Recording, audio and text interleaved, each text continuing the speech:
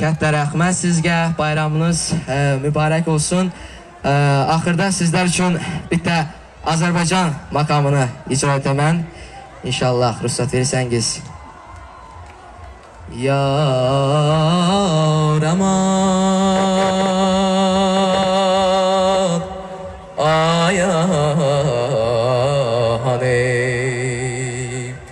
könlümün sevgili mehbubu benim.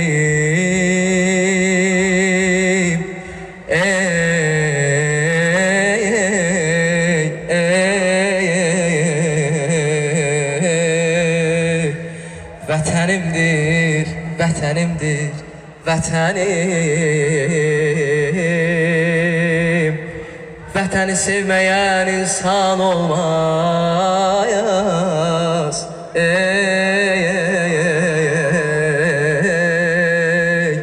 Vətəni sevməyən insan olmaz.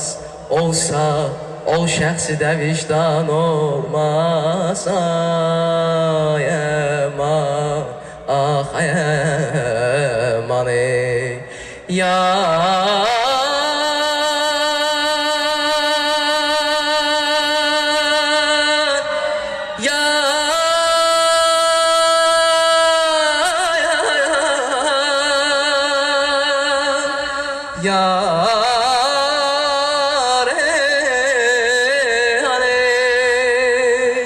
aman aman aman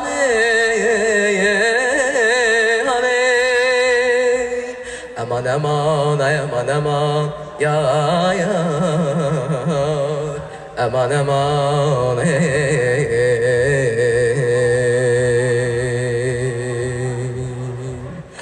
rahmat, katta rahmat. Rahmat. Salomat bo'linglar. Ozarbayjondan kelgan mehmonimizga Farg'onacha Gudros qasri chop qo'yildi mehmonimizga.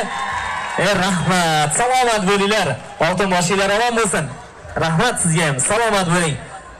Barchaga qo'shiqlar